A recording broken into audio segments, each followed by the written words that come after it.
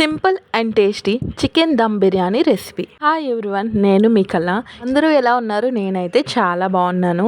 So ఈరోజు నా స్టైల్లో చికెన్ దమ్ బిర్యానీ కోసం తెలుసుకుందాం. ముందుగా నేను చికెన్ని నీట్గా వాష్ చేసుకున్నాను. తర్వాత దాంట్లో కొంచెం సాల్ట్ యాడ్ చేశాను. తర్వాత బిర్యానీ ఆకులు అండ్ బిర్యానీ మసాలా, బిర్యానీ పౌడర్, జీలకర్ర పౌడర్, ధనియాల పొడి, అల్లం వెల్లుల్లి పేస్ట్, కొంచెం కారం, కొంచెం నూనె, ఇవన్నీ వేసిన తర్వాత ఇందులో కర్డ్ కూడా యాడ్ చేశాను. అన్నిటినీ కలిపి మంచిగా మిక్స్ చేసుకున్నాను. సో ఫైనల్ టచ్ ఇవ్వడానికి అందులోని దాంట్లో ఫ్రైడ్ ఆనియన్స్, కొత్తిమీర కూడా మిక్స్ చేసుకొని అదైతే ఫ్రిడ్జ్ లో పెట్టేశాను. సో 2 hours అయినా ఇది ఫ్రిడ్జ్ లో ఉండాలి. సో అందుకని చెప్పి నేను ముందుగా ప్రిపేర్ చేసుకున్నాను. దాంతో పాటు నేనైతే రైస్ కూడా ముందుగా కడిగి పెట్టుకున్నాను. రైస్ ముందుగా నానబెడితేనే మంచిగా వస్తుంది. అందుకని నేనైతే రైస్ ముందే నానబెట్టేశాను.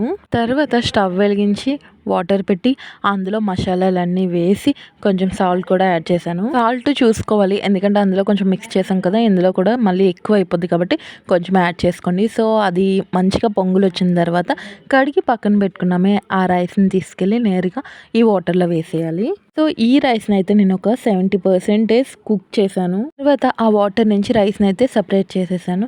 సో ఫ్రిడ్జ్లో ఉంది కదా చికెన్, అది తీసుకొచ్చి స్టవ్ వెలిగించి చికెన్ కొంచెం బాయిల్ అయిన తర్వాత సగం చికెన్ అయితే నేను పక్కకు తీసేసాను. మనం 70% కుక్ చేసిన రైస్ ఉంది, అది తీసుకొచ్చి ఈ చికెన్ బాయిల్ అయిన తర్వాత లేయర్స్ కింద వేసుకున్నాను. ఆల్రెడీ బాయిల్డ్ చికెన్ని కూడా నేను పక్కన పెట్టుకున్నాను కదా, సో అది కూడా ఇందులో వేసేసాను. ఫైనల్ టచ్గా ఆనియన్స్ అండ్ కొత్తిమీర కూడా చల్లుకున్నాను. ప్రతిసారి ఫుడ్ కలర్ అయిపోతుంది కాబట్టి ఈసారి అయితే నేను టర్మరిక్ వాటర్ని అయితే యూస్ చేశాను. సో పసుపులో కొంచెం వాటర్ వేసి అదైతే చల్లాను. సో ఇంకా ప్లేట్ పెట్టేసి ప్లేట్ మీద బరువు పెట్టేసి అలా ఉంచేసాను. తర్వాత పెట్టిన బరువు తీసి ప్లేట్ తీసి చూస్తే అబ్బా, బిర్యానీ అయితే మంచిగా కుక్ అయిపోయింది. ఇంకా దీన్ని తినడమే ఆలస్యం. చూసారు కదండి ఎంత పొడి పొడిలాడుతూ వచ్చిందో రైస్. బిర్యానీ కూడా అంతే టేస్టీగా ఉంది. మాకైతే చాలా బాగా నచ్చింది. మీరు కూడా ట్రై చేయండి. వీడియో చూసి వెళ్ళిపోకుండా సబ్స్క్రైబ్ అండ్ లైక్ చేయండి.